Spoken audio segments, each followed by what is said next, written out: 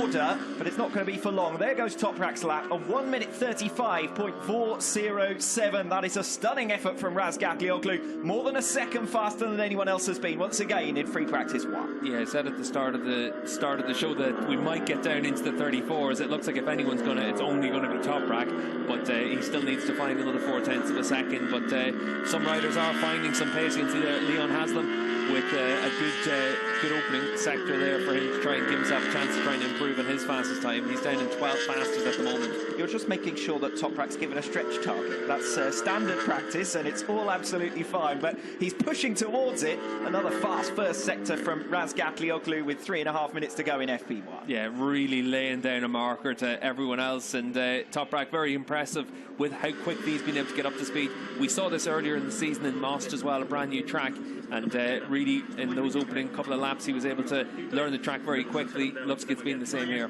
Jonathan Ray still rooted to the pit box, and the statistics prove it along the bottom of the screen. Just 10 laps completed for Ray during this session. I said it earlier on, his running had been fairly restricted, while Toprak Razgatlioglu's out there about to pull another 0.3 of a second at least off his previous fastest time. Jonathan Ray stranded in 8th position and stranded in the pit box with work ongoing. Yeah, and with only 2.5 minutes left, it's not too likely that he's going to get it back out. At the very least, he might manage to just get an out lap to make sure that the bike's okay for the afternoon, but that might be all that he's able to do in this session. Toprak Razgatlioglu then over the line. Second run of the second lap of this final stint for Razgatlioglu, and he does get down into the 1 minute 34, so 1:34.985, and we're continuing to rub our eyes here in the commentary box with the alacrity with which Razgatlioglu has learned this circuit and is now pounding in the fast laps. Yeah, 1.6 seconds clear of the rest of the field. Alex Lowe's up there in second fastest. Scott Redding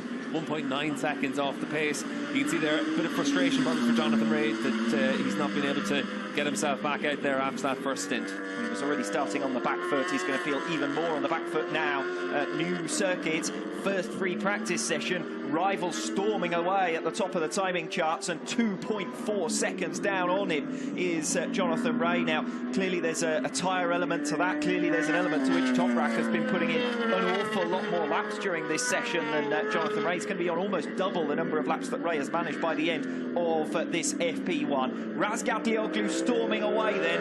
I don't think he's got anything left in the locker to try and improve that time any further, although he does tend to be a man of surprises, doesn't he? Alex Lowe's improving on his latest lap as things stand. Likewise, Scott Redding has just crossed the line, 1:36.820. Michael Vandermark also moving up the order. He's doing a good job. Further back on the circuit, Alvaro Bautista in line to make some real progress. 1:37.3, his previous best during this session, and we pick up the Spaniard now. Yeah, could move himself up into the top 5 here. Bautista, 6th fastest, 2 seconds off the pace, so he's there pretty much the same kind of lap times as Vinales and Axel Bassani. Scott Redding a couple of tenths of a second faster, but Alvaro with time for another lap at the end of this session. Well, I was going to say 2.5 seconds off the pace of Razgatlioglu, because to be perfectly honest, from Lowe's in second position down, there's very little to choose between them.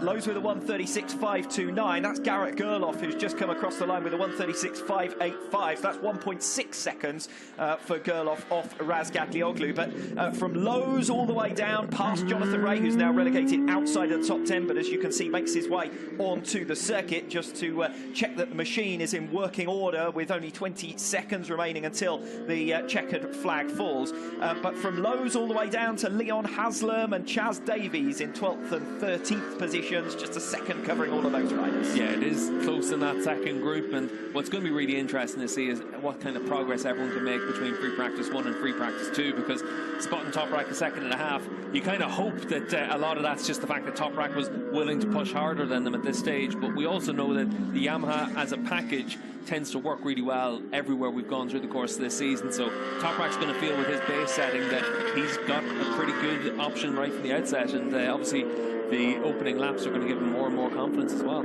What second group is that then? Razgatlioglu is a group all on his own in free practice 1:34.985, a second and a half faster than his nearest rival as the checkered flag falls. It's Alex Lowe's who's second fastest, then it's Garrett Gerloff, Redding Vinales, Alvaro Bautista just recovering sixth place as he crosses the line, 1:37 flat for Bautista, so a couple of promising laps at the end of the session from the former world number 2. Axel Bassani, seventh fastest, Michael van der Mark, Michael Ruben Rinaldi and Andrea Locatelli rounding out your top 10. Jonathan Ray completes his installation lap and he'll see the checkered flag. Yeah, and Andrea Locatelli was the busiest rider out there as well. Looks like he's going to do 21 laps in this session himself, and Tito Rabat. And Toprak put in a lot of laps as well, 19 laps, and you'd imagine when you look at the time there from Alex Lowe's at 36.5,